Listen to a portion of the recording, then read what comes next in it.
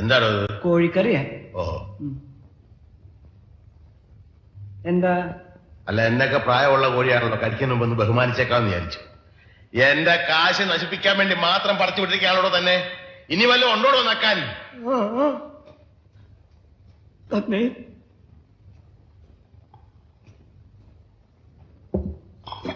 മീൻകറിയാ? ഒരു വടി കിട്ടുമോ? പിന്നെ വടി ഇവിടെ ഉണ്ട്. എന്തിനാ? ഇതിനെ ഒന്ന് കൊന്നു തിന്നാനാ.